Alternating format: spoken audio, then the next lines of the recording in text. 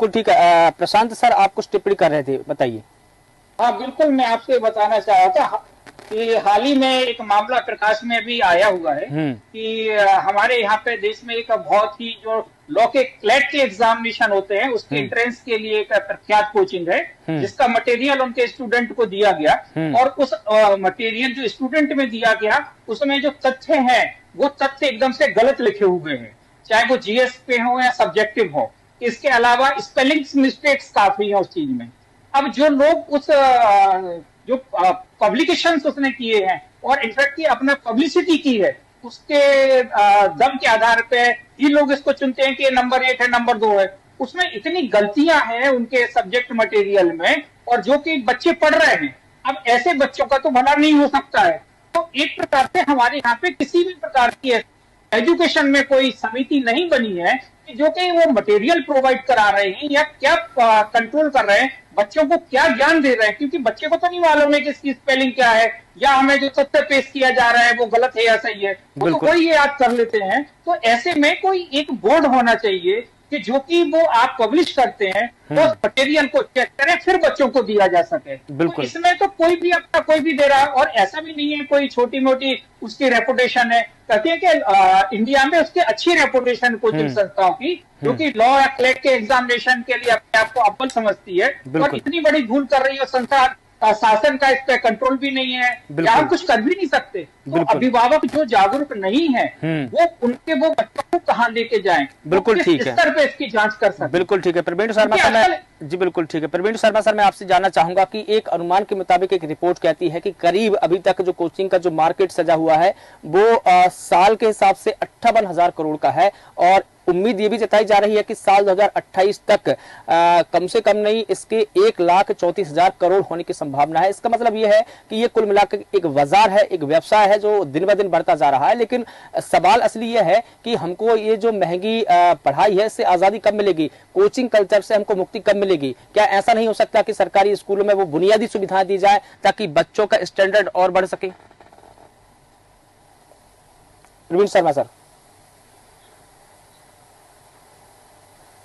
Praveen Sharma sir, क्या आप मुझे सुन पा रहे हैं? लगता है संपर्क नहीं बन पा रहा है। बिल्कुल संपर्क नहीं बन पा रहा है हमारा।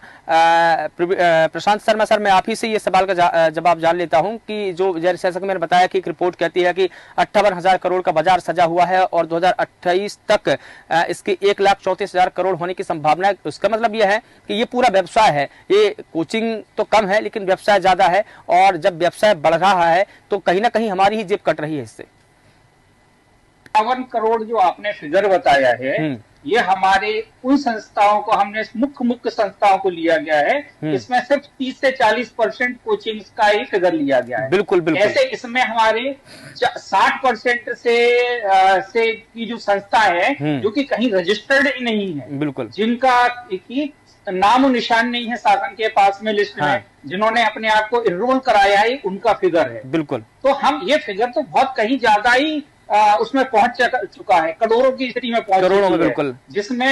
जिसमें ये शासन ने, अभी आपने देखा होगा जब कोचिंग संस्थाएं चली थी कोविड के बाद में, तो इसमें हमारी जीएसटी टीम सरकार ने भी इससे फायदा लेने की बात की और इनको जीएसटी के अंदर रख दिया था, है ना। फिर भी अभी इतनी संस्थाएं छूटी हुई है कि क्योंकि सागर शासन का वो कंट्रोल नहीं है। अभिभावक गली मोहल्लों में कोचिंग खुल गई है क्योंकि वो जो हमारे अभिभावक हैं उनकी साइकोलॉजी बदल दी गई है। तो बच्चे की साइकोलॉजी शुरू से ही उसको ये बताया गया है कि ये अगर कोचिंग में बच्चा पढ़ेगा या ट्यूशन पढ़ता है तो ये बच्चे को अधिक से अधिक ज्ञान होगा।